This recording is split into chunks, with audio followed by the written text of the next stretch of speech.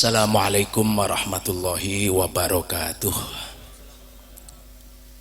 Alhamdulillahilladzi nas'aluhu hajjam mabrura wa sa'yam mashkura wa dhanban maghfura wa tijaratan lan tabura wa amalan shalihan maqbula wa asyhadu anna Muhammadan abduhu wa rasuluhu la nabiyya ba'da. Allahumma shalli wa sallim ala nabiyyina Muhammadin wa ala alihi wa ashabihi wa dzurriyyati ajmain.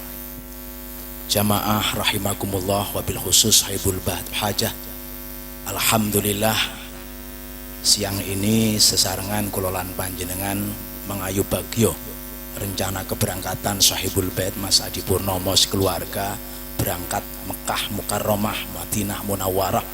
Mugi-mugi kula kabeh sing ndongakne katut menjing kapan saged haji kabeh nggih. Amin.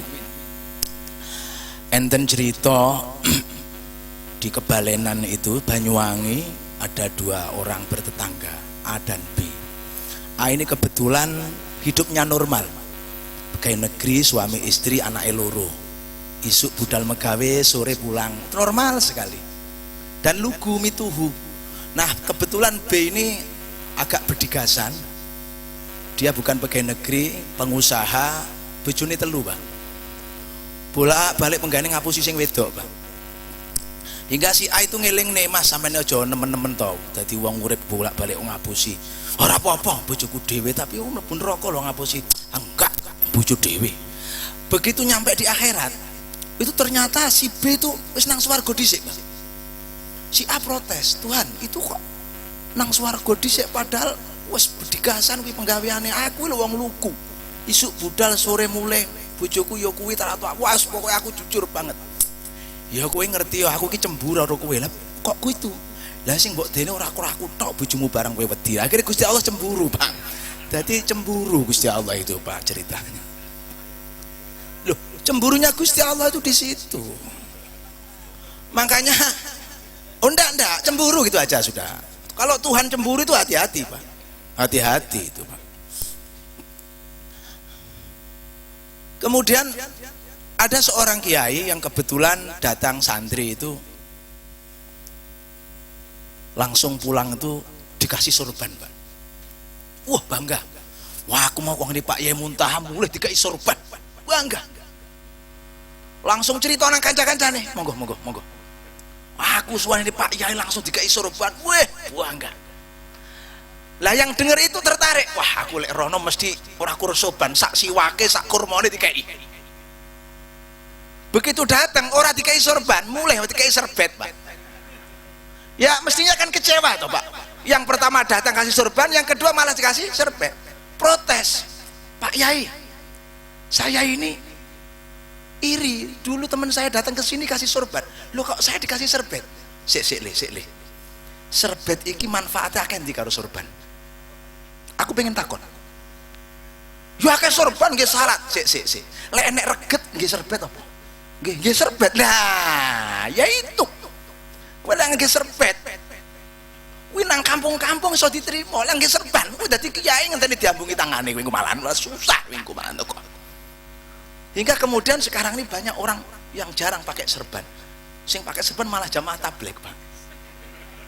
Muhammadiyah seorang nganggo, NU ora nganggo, sampe lihat itu kan. Orang nganggo fotone Mbah Yai Dahlan, fotone Mbah Yai As'ari itu nggak serban kabeh. Orang enek sampean delok fotone sing gak ngangge serban. Mesti lek Mbah Dahlan yo ngangge serban.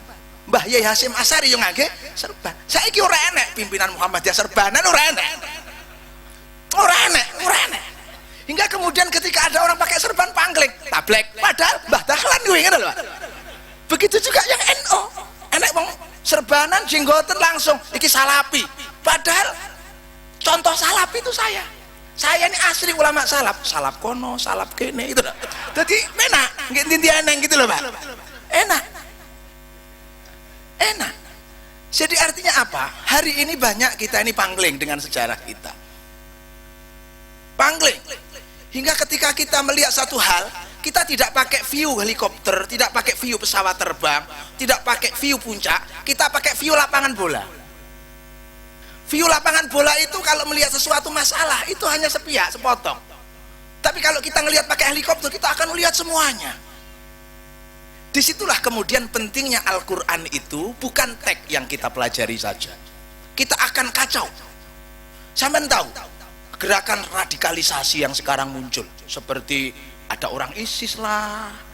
Sekarang kan lagi musim panas, banyak faktor ISIS itu banyak Pak. Ongkep. Kemudian kita dengar lagi Kaidah atau apalah namanya, gerakan-gerakan itu muncul apa saja. Saya pikir yang dilontarkan, yang dijual itu karena teks Pak. Kita nggak usah kaget, sejarah sudah menghadirkan pada kita satu contoh. Sayyidina Ali itu orang yang lahirnya di dalam Ka'bah. Itu sak donya ora enek Pak, wong lahir sak njero Ka'bah ya ora enek. Maaf, engko aku lek Indonesia dengar darani Syiah. Kowe Pak Yai Syiah gitu ya. Padahal saya memang betul ahli Syiah Pak, soalnya diutang terus tak ditagih mesti Syiah gitu loh. Reso bayar Pak, reso bayar. Sayyidina Ali itu orang yang lahirnya di dalam Ka'bah.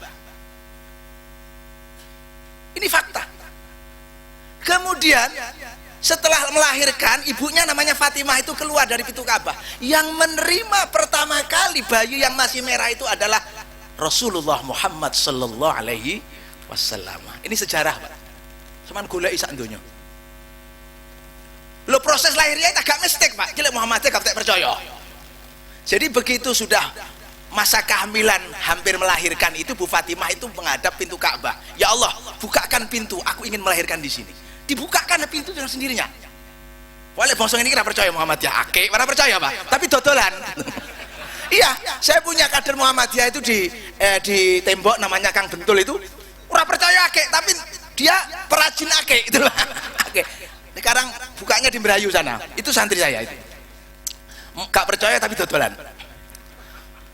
Nah, kemudian masuk, pintu ini terbuka, masuklah beliau, dan 2 hari di dalam melahirkan. Keluar, yang menerima adalah Muhammad, dan yang merawat pertama kali Muhammad, sampai seperti dianggapnya anak sendiri. Karena apa? Ngerti yo, bales jasa dulu masa kecilnya Kanjeng Nabi sing ngomong yo ibuke Ali bin Abi Thalib, bales budi. Sampai ketika punya anak pun Rasulullah punya anak diberi nama Fatimah salah satunya. Kenapa kok namanya Fatimah? Tabarukan karo ibuke Sayyidina Ali sing ngomong biyen. Ini namanya konteks Pak, sejarah. Makanya kalau dakwah nggak pakai sejarah itu kenceng Pak. Haram, halal, bid'ah, kenceng. Saya pernah ada kiai itu ngarom nih mic speaker, haram. Pak Yai ingkang mingking mboten krungu, monggo diparingi mic. Haram tapi karo nyekel mic. Iki piye to Pak Yai iki? Jereke bid'ah mic iki. Nah, dirawatlah Ali itu oleh Kanjeng Nabi.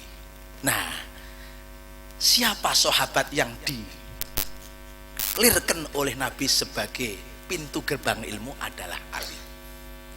Lek Kanjeng Nabi gudangnya, pintu gerbangnya adalah Ali. Siapa sahabat yang berani menjadi stuntman? Stuntman itu peran pengganti. Jadi lek enek bintang film untuk peran-peran yang berbahaya itu kan biasanya memerlukan peran pengganti. Resikonya gede niku. Ketika Nabi mau hijrah, sing dikongkon nunggu omah, engko lek enek wong kafir teko mateni kowe, kuwi sapa? Bukan lain, adalah Ali bin Abi Thalib. Ini abot loh Pak, stuntman ini paling abot ini stuntman. Dan sahabat yang pernah melakukan peran-peran teritorial, peran-peran Kavalri, peran-peran Kopassus, itu hanya Ali. Jadi seluruh peran-peran itu pernah diperankan oleh Ali, pernah. Dan tidak ada Nabi tanpa Ali. Selalu di mana ada Nabi, selalu ada Ali. Dan termasuk sahabat yang dijamin masuk surga. Tapi dia mati, terbunuh di tangan orang. Orang itu bukan orang lain. Bukan orang lain, dia muridnya sendiri. Namanya Abdurrahman bin Muljam. Hafal Quran badhe iki ya ireng ahli sujud. Apa dikira gak ahli sujud? Ya ireng badhe iki. Hafal Quran as-sajjad, ahli sujud. Ali itu melihat dia itu lagi tiduran di masjid, nang kene nyengkelit pedang. Tapi Ali tidak merasa bahwa akan terjadi hal yang tidak terjadi mestinya. Subuh-subuh Begitu sholat, ternyata Ali dieksekusi oleh muridnya sendiri. Siapa itu? Abdurrahman bin Muljam. Kenapa kok Abdurrahman bin Muljam itu tega membunuh Ali yang gurunya sendiri? Sederhana, karena Abdurrahman bin Muljam itu melihat Islam dari teksnya tanpa melibatkan konteks. Dari goro-goro ayat wa man lam yahkum bima anzalallah itu loh Pak. Perbedaan penafsiran itulah memunculkan pembunuhan seorang murid kepada gurunya. Hingga hari ini kalau ada orang Islam dengan pendapat yang kukuh lalu membunuh, wis enek madhabe, ora usah kaget. Makanya konteks ini perlu. Ada pertanyaan menarik. Islam pernah jaya di Eropa sampai ke Cordoba, Pak. Kita lihat peninggalan Islam di sana. Binjing lek jenengan mendelok bal-balane Liga Spanyol, Real Madrid dengan Barcelona, sampai mampir di peninggalan Islam di Cordoba sana. Kenapa hari ini tidak ada? Berubah menjadi gereja. Bahkan Islam itu sudah sampai ke Prancis. Mau tahu?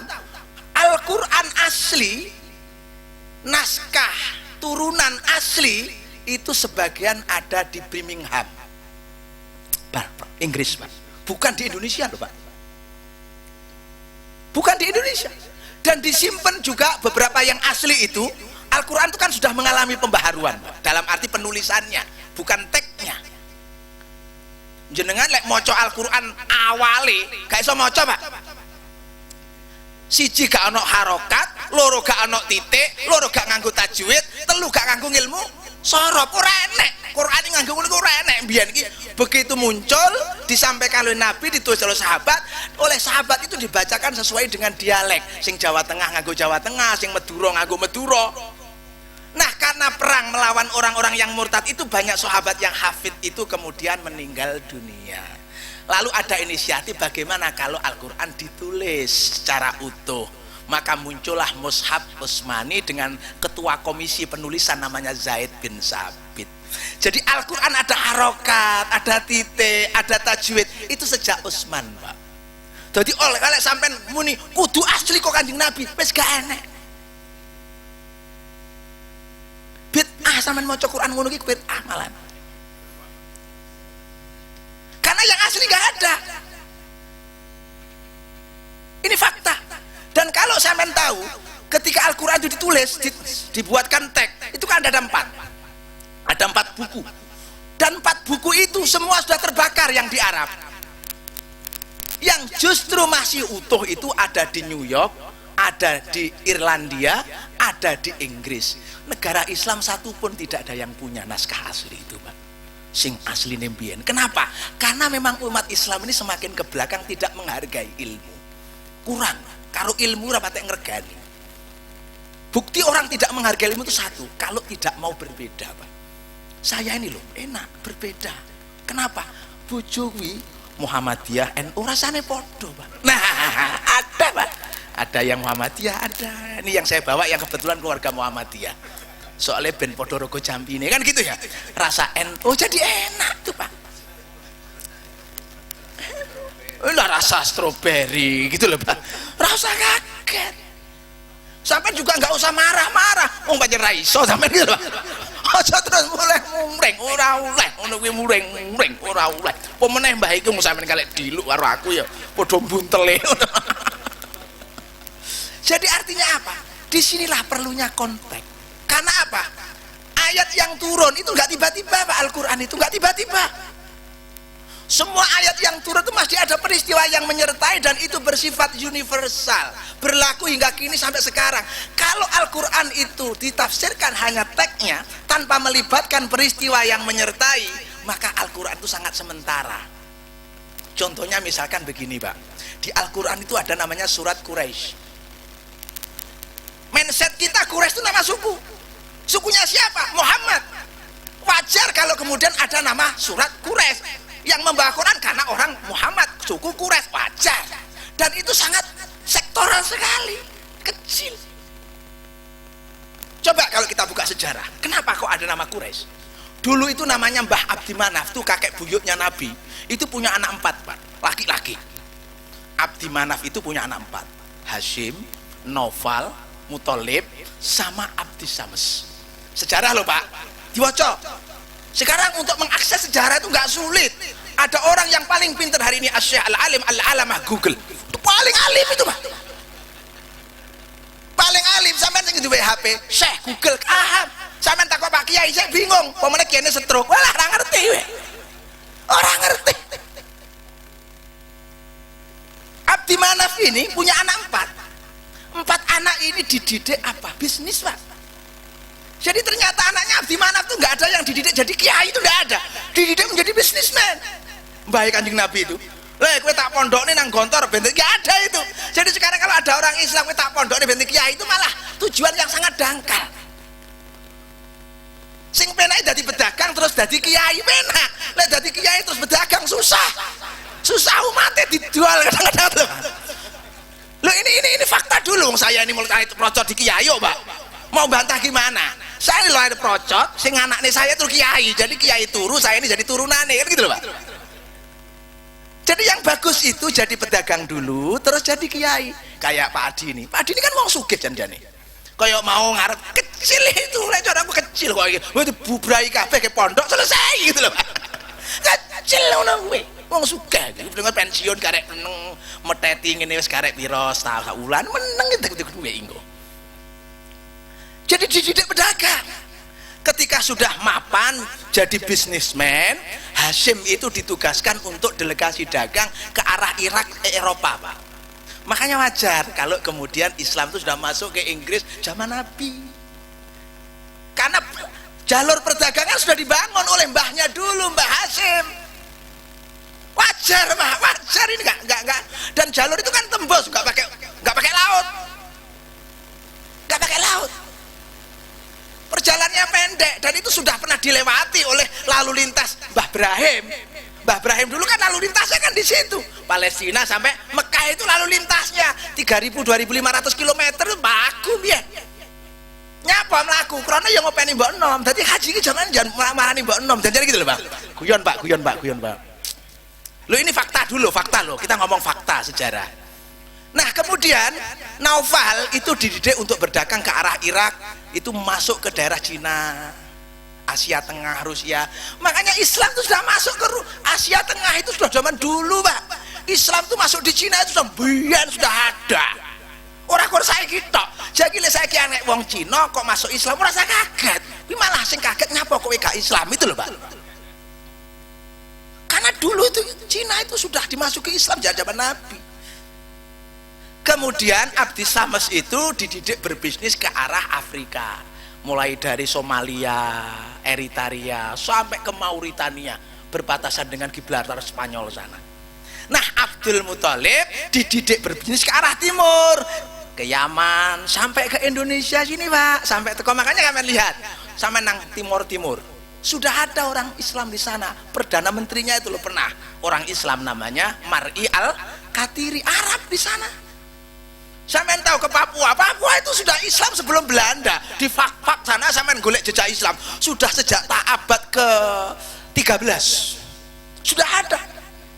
Bahkan kalau sampean tahu Dewan Adat Papua itu sekretaris jenderalnya itu Arab, namanya Hamid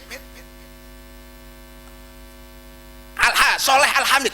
Ya, itu di sana Al-Hamid. Jadi artinya apa? Islam itu Masya Allah. Jadi kalau kemudian Quraisy itu kenapa disebut Quraisy? Karena jejak sejarahnya itu syarat dengan perdagangan. Maka karena syarat dengan perdagangan itulah suku itu disebut suku Quraisy. Quraisy itu artinya uang. Dari kata kursun artinya uang. Ditashghir menjadi Quraisy. Jadi sebenarnya kalau kita baca li'ilafi Quraisyin itu sebenarnya ayat yang mengisahkan, menggambarkan, menyampaikan kepada kita bagaimanakah cara kita memperoleh uang. Dan ternyata uang itu mendapat penghargaan khusus di Al-Quran, diberi nama Quraisy. Ku sampean buka enek kabeh. Ora percaya ya Google. Lho nah saiki wis ora usah takon-takon. Hingga pada posisi ini kita tahu masuk surga juga pakai uang, masuk neraka juga pakai uang. Nggak ada yang gratis, Pak. Nggak ada yang gratis. Sampai lihat yang hari ini sebagai terdakwa di depan pengadilan karena tuduhan korupsi, itu kan hanya untuk membeli neraka toh dia itu, Pak. Untuk membeli neraka dengan miliaran dia ambil, lalu dia itu membeli neraka itu dengan cara untuk judi, untuk main perempuan, macam-macam. Gak gratis, dikira neraka gratis. Ke surga juga gak gratis. Kalau Pak Adi hari pinang Mekah kan golek swarga itu. Kayak kabare Al Hajjul Mabrur laisa lahul jannah laisal jaza ilal jannah. Haji mabrur gak ono walesane kecuali surga. Sing digolek kan swarga. Surga. Kalau saya sudah dapat surga, kasur 3. Nah. Hah? Ya itu gampang. Gampang, itu hanya istilah saja. Mau 3, mau 4, jelas. Nah, artinya gini, Pak. Artinya ke surga itu juga beli. Ini enggak gratis, Pak. Enggak gratis. Piro kan? 38 kali 2 kan begitu. Tambah mertua, Masya Allah. Bayar dewe. Nah, semua itu bayar, Pak. 38 juta itu yang dibayarkan kepada negara. Lah ngundang sampean iki buka duit iki. Tenan ngundang sampean ya duit. Shootingane piro? Jan kuwi. Dihitung kabeh iki mau piro. Kurang sangune mubalek. Lah itu loh. Loh, sekarang tuh sampean ngundang mubalek gratisan. Ya lucu toh, Pak. Bukan apa-apa, hargailah dengan uang. Itu profesional namanya, Bos. Loh, itu profesional. Kita nggak ngomong apa-apa, profesional. Saya ini kemana-mana naik pesawat, gitu. Saya ini kadang-kadang merasa terhina, Pak. Betul, saya terhina. Sama panitia ngundang di satu tempat, ditidurkan Hotel Melati, saya terhina. Saya pindah, Mas, di sini mana hotel berbintang? Loh kenapa? Saya tak beli sendiri.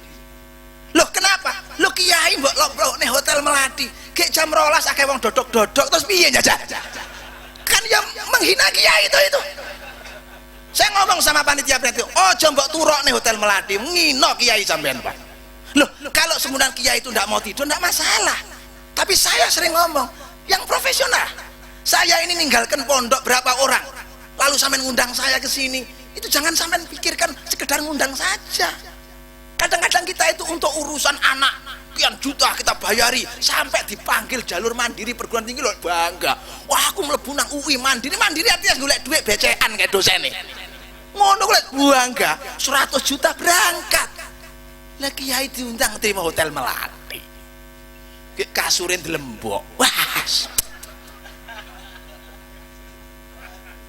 Kayak sing di hotel kan. Jadi artinya gini loh, Pak, hargai. Mari Pak Mamat. Nah, ini Bapak Kepala penduduk kita ini, Masya Allah. Berapa jumlah anak tahu ini? Mari Ji, Masya Allah. Alhamdulillah. Langsung yakul Ji. Ya, langsung Ji. Jadi di sini kenapa? Karena uang itu di sini kelihatan membeli, Pak. Di situ kures itu artinya uang. Makanya untuk ke surga itu harus membeli. Membeli, Pak. Membeli. Oh, monggo Pak Min. Masya Allah, ini kepala saya ini, Masya Allah, Masya Allah. Karena calon profesor, sing gilap ngarep, Pak. Alhamdulillah. Monggo, langsung, Pak. Langsung. Jadi di sini. Jadi ke surga itu ternyata harus beli, Pak, nggak ada gratis, Pak. Makanya rukun Islam itu yang 5, sama delok sing gratis apa aja? Syahadat tok, Pak. Syahadat tok. Asyhadu an la ilaha illallah. Liyane salat beli, Pak. Apa pakaian gak tuku? Ngenteni TKI, nemen-men sampean dadi wong Islam. Loh, ini fakta loh, Pak. Makanya memahami Islam itu jangan teksnya, tapi konteksnya disertakan. Kalau kita diperintahkan haji, berarti kita diperintahkan untuk memenuhi syarat haji. Apa? Punya duit. Berarti hukumnya sama dengan hukum wudhu. Hukum wudhu itu sunat, gak wajib, gak ada wudhu wajib itu. Kenapa wudhu menjadi wajib? Karena nempel untuk menyempurnakan pekerjaan wajib. Yang wajib itu sholatnya, bukan wudhunya. Tapi karena dalam sholat disertakan suci dan suci harus berwudu, maka wudu menjadi wajib. Ini dalam usul fikih namanya layatimul wajib illa bil wajib. Sesuatu yang tidak wajib menjadi wajib karena menyempurnakan yang wajib. haji wajib, golek duit gak wajib. Tapi apa enek haji tanpa duit? Ini dulu. Ini dipahami. Ayo. Dibuka. Jadi kalau ada perintah haji, bukan hajinya yang dilihat. Bagaimana saya bisa haji? Oh, saya harus punya duit. Makanya saya harus kerja. Saya harus ikhtiar. Soal ento, alhamdulillah gak ento nasib. Loh, ini penting loh, Pak. Zakat itu wajib, golek duit enggak wajib. Tapi apa enek zakat tanpa duit? Monggo. Yang zakat tanpa duit. Lain dengan sedekah. Kalimatun thayyibatun sedekah. Hanya dengan ngomong yang baik sudah selesai. Tapi kalau zakat pasti nganggo duit. Nah, sekarang pertanyaannya, duit itu didapat dari mana? Dari ikhtiar. Makanya Allah Subhanahu wa taala menggunakan kosakata bisnis di dalam kontrak antara manusia dengan dia. Gak gratis loh bisnis itu. Ayatnya, innallaha astara minal mu'minina anfusahum wa amwalahum bi anna lahumul jannah. Di situ Allah menggunakan kata istara. Istara itu artinya upaya bisnis, membeli. Kenapa kok istara tidak syara? Kalau syara itu satu, tunggal, membeli. Tapi kalau istara terjadi transaksi dua pihak karena sudah menjadi rubai. Bahasa Arab itu dari huruf asli 3 menjadi 4 itu mesti ada maksud. Ada dua orang yang sedang melakukan transaksi. Fa'ala itu beda dengan ifta'ala. Kalau fa'ala berbuat, tapi ifta'ala proses terjadinya perbuatan. Di situ ada dua belah pihak. Makanya belajar agama itu, kata Uma Irama kepada anaknya namanya Ridho, kamu kalau kepingin penyanyi dangdut bagus, belajar lagu India, karena asalnya dangdut itu dari India. Ngomong ini mungkin ngomong, oh, kok Pak Yai ngomongin dangdut kau oleh bid'ah gitu. Ini hanya referensi. Belajar Islam itu kalau kepingin komplit, ya titik-titik ngerti bahasa Arab, titik-titik ngerti kosakata Arab, terus kemudian membaca, terus ngerungok nih, ojo ujuk-ujuk teksnya dibaca tanpa menyertakan konteks, jangan. Kenapa ada Quraisy? Ini sejarahnya panjang karena mengabadikan satu tradisi bisnis yang sudah diwarisi oleh keluarga Muhammad Sallallahu Alaihi Wasallam. Dan tradisi ini dihormati karena dari sinilah kemudian muncul ayat innallahas taro. Dan ini enggak tiba-tiba loh, Pak. Enggak tiba-tiba. Kenapa kok kemudian orang yang tinggal di Makkah itu disebut Quraisy dan naluri dagangnya tinggi? Karena di sana sumber daya alamnya enggak ada, Pak. Karena enggak ada, maka bisnis menjadi pilihan utama. Tapi kemudian disitulah kemudian kita membaca ada namanya ayat wiraswasta. Ayat wiraswasta itu ada apa itu? Wa ma min dabatin illa 'alallahi rizquha. Itu ayat wiraswasta, Pak. Tidak ada satupun yang melata di muka bumi kecuali Allah menyediakan rizkinya. Maka ini dibuktikan oleh bagaimana sejarah Ibrahim sampai di Mekah. Ini wirausaha loh, ngelmu entrepreneur. Kalau kita disuruh milih bertempat tinggal, tentu cari tempat tinggal yang hunian infrastrukturnya sudah tersedia. Bagaimana jalannya? Sudah beraspal? Bagaimana sumber airnya, bagaimana dengan rumah sakit, bagaimana dengan pendidikan, bagaimana dengan pasar, itu menjadi pilihan kita. Tapi kenapa Nabi Ibrahim itu ditempatkan di daerah yang belum ada infrastruktur, namanya biwadin ghairi dzi zar'in, di tempat yang kering tidak ada sumber-sumber kehidupan. Itu berarti Nabi Ibrahim ditantang untuk menjadikan batu itu menjadi emas, ditantang untuk menjadi entrepreneur, Pak. Kalau kita itu diterjunkan di daerah basah yang sumber daya alamnya sudah tinggal ngeduk, kita nggak perlu mikir, Pak. Tapi di daerah yang masih penuh tantangan seperti Makkah ketika itu, tentu Allah punya rencana, dan itu pesannya untuk kita semua. Hendaklah jangan mencari tempat yang basah saja. Bahwa dulu nenek moyang kita itu datang ke Banyuwangi melaku sikil, Pak, ke Mataraman sana, Pak. Orang kok tiba-tiba mbah saya itu dari Blitar ke sini itu bawa beduk, tuh beduknya di style masih ada. Melaku, Pak. Nang Gunung Tawangalun tuh. Kan ada masjid itu. Itu yang bawa mbah saya itu. Tak tanyakan kepada mbah-mbah pakai apa? Jalan kaki nggawa beduk. Loh kenapa beduk? Krono ini tondo. Masih ada.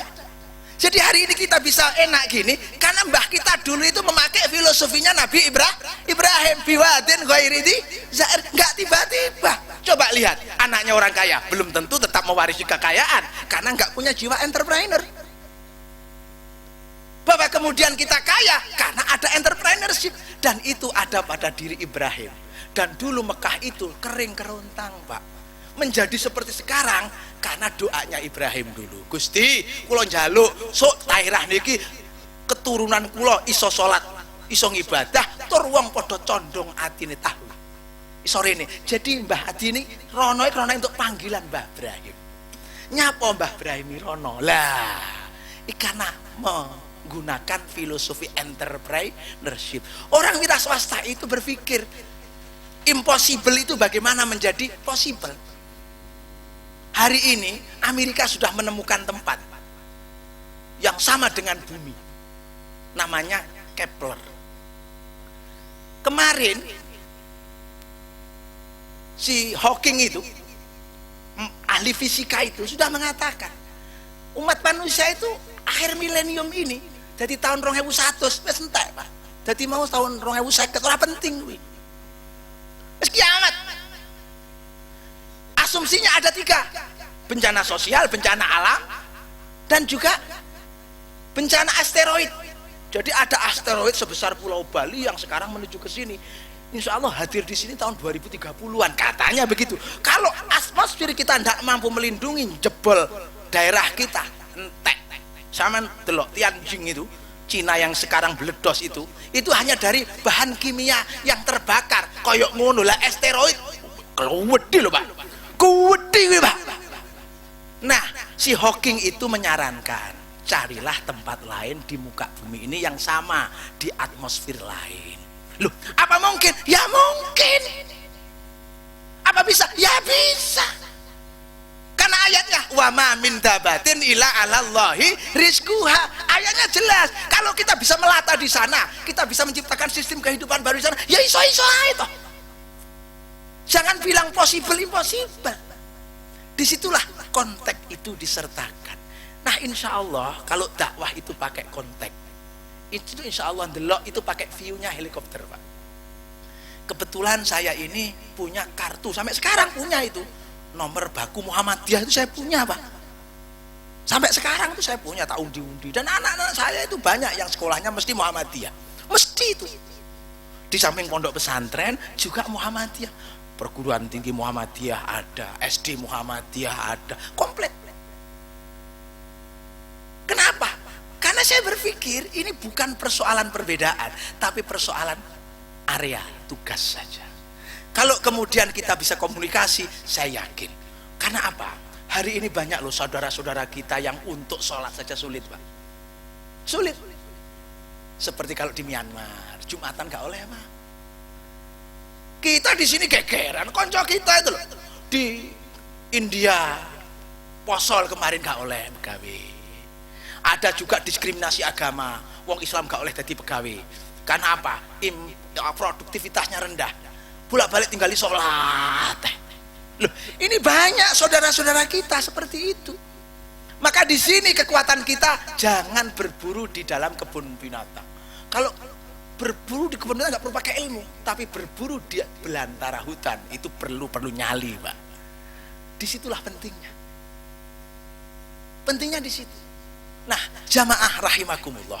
Saya pikir sudah tidak penting apa golongan kita, apa baju kita, tapi yang penting bagaimana al-Islamu ya'lu wa la yu'la alaih. Islam itu tinggi dan kita bersama-sama. Kita tidak perlu sok pahlawan membela Islam, tidak perlu. Islam itu nggak usah saman bela, saman jarne wis dibela Gusti Allah, Pak. Justru yang perlu dibela itu kita, Pak. Islam saman jarne. Contoh, waktu mau diserbu Abraha, Abdul Muthalib itu hanya menyikapi, ya wis, apa nyerbu tak tinggal ngalih mana sing jaga kok. Kenapa kita sok jadi pahlawan? Bela Islam. Kenapa? Koyok yo ae. Wong kita ini belum tentu iman kita ini terjaga sampai mati. Belum tentu. Di Tanggul itu ada pulang haji murtad itu ada, Pak. krana lara gak ana sing iso nambani go nang pastur waras kae lho warung nang arah stasiun itu pinggir jalan itu mantan Pak Kaji itu. Siapa yang bisa menjaga iman kita?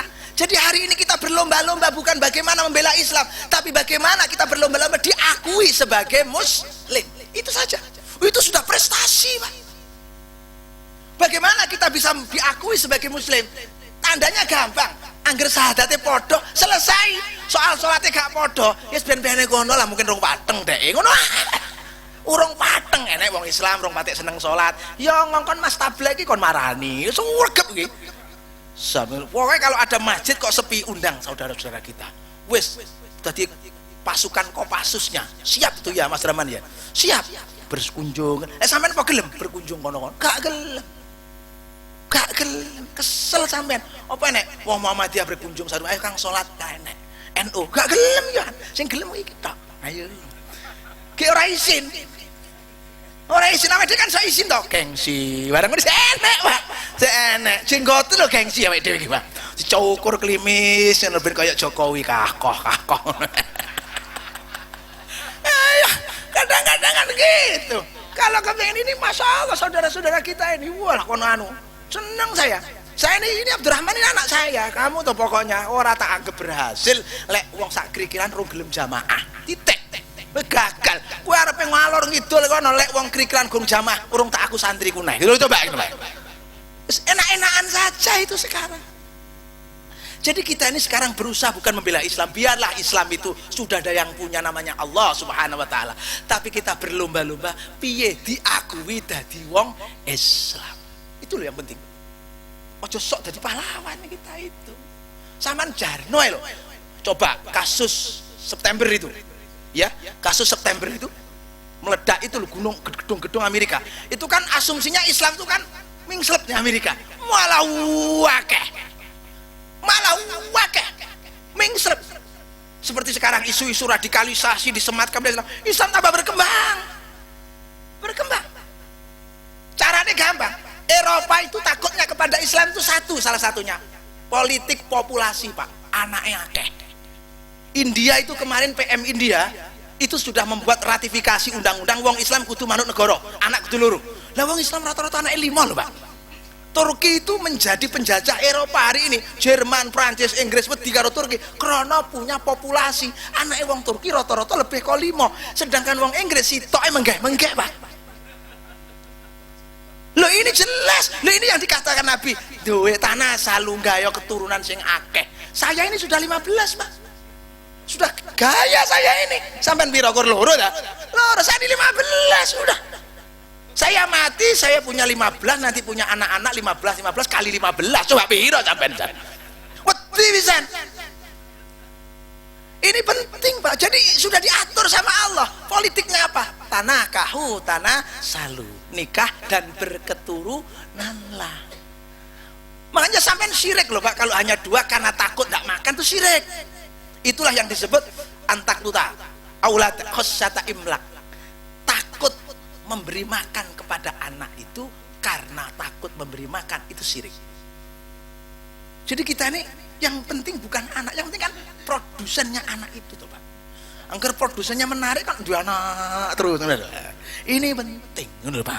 Penting. Nah, jamaah rahimakumullah. Jadi kembali kepada persoalan awal bahwa surga ini dibeli, Pak. Beliau ini hari ini membeli surga, Pak. Beliau ini kayak Pak Harto. Satu-satunya presiden yang punya nyali kuat itu Pak Harto. Pak Harto itu pernah haji itu sak anake sak putune bareng, Pak.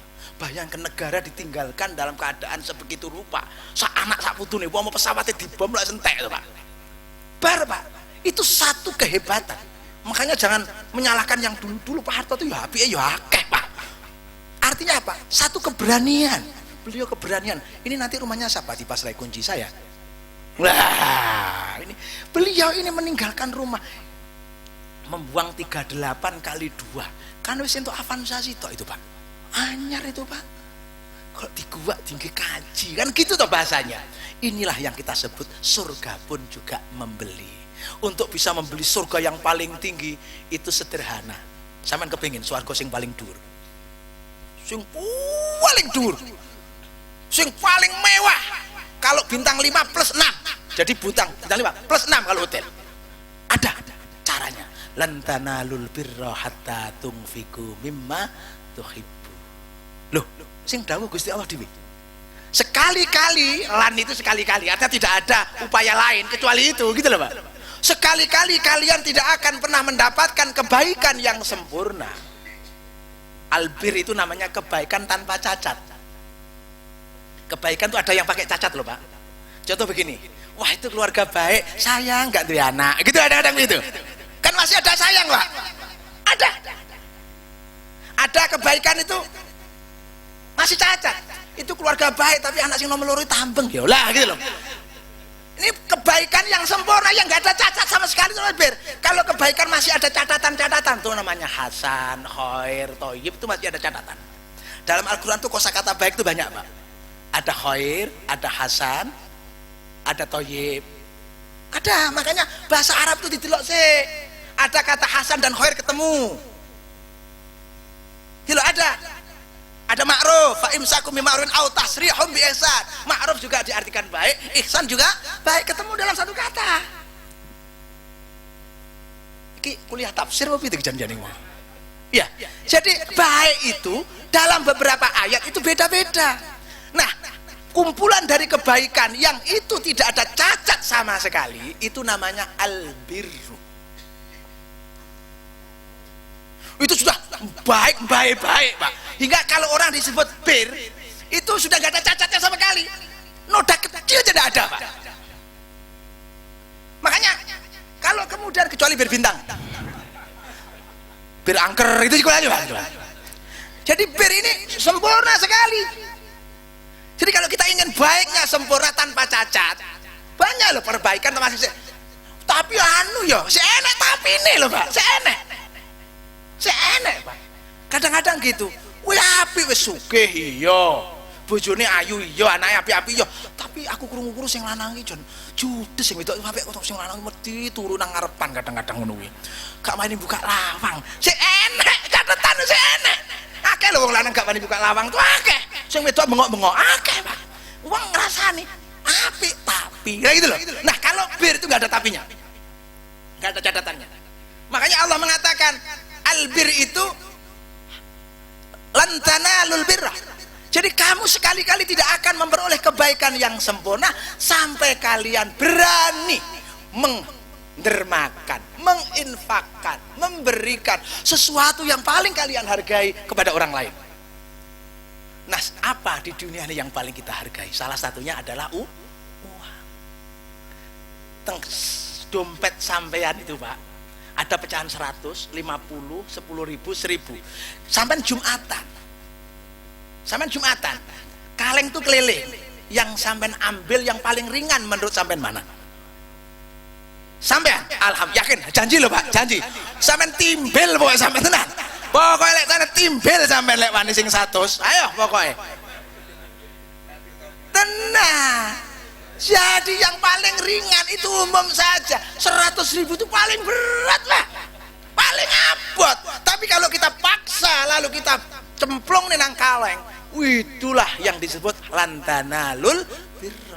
Ada pilihan Pak, ada pilihan. Kalau 1000 kabeh juga enek pilihane Pak, kecuali kabeh dilebokne, itu loh Pak. Ini tanda. Jadi bir itu adalah sesuatu yang kebaikan tanpa noda, tanpa cacat. Makanya anak yang baik berbakti kepada orang tua bahasanya birrul waliden, bukan husnul waliden loh Pak. Bukan khairul waliden, bukan thayyib waliden, bukan ma'ruf waliden, tapi birrul waliden. Dikongkon manut, ora dikongkon dongakne, anak baik, birrul waliden. Nah, kemudian haji yang baik namanya bukan haji hasan, Pak. Bukan haji thayyib, tapi haji mabrur. Ini loh ketemunya di sini. Kenapa kok istilahnya bukan haji ma'ruf, bukan haji hasan?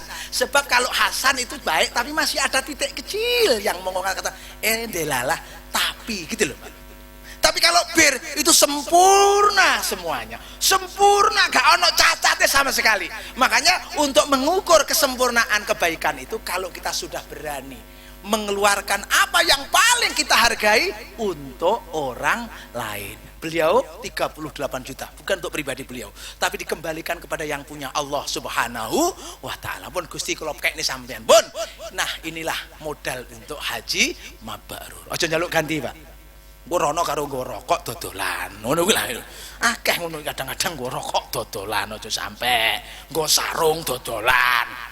Kula anake nggo rono wis haji ya haji gitu aja ya. Nah, saya kira itu mudah-mudahan bermanfaat. Kita doakan beliau pulangnya nanti haji mabrur dibawanya semuanya, amin. Haji mabrur kabeh awake dhewe sing durung haji saged haji Pak nggih, amin. Alhamdulillah, amin. Kita muga-muga urip kita baik yang sempurna Pak nggih. Al-Fatihah. Bismillahirrahmanirrahim. Alhamdulillahirabbil alamin arrahmanirrahim maliki yaumiddin. Iyyaka na'budu wa iyyaka nasta'in ihdinas siratal mustaqim siratal ladzina an'amta 'alaihim ghairil maghdubi 'alaihim waladdallin amin wal 'afu minkum wassalamu alaikum warahmatullahi wabarakatuh.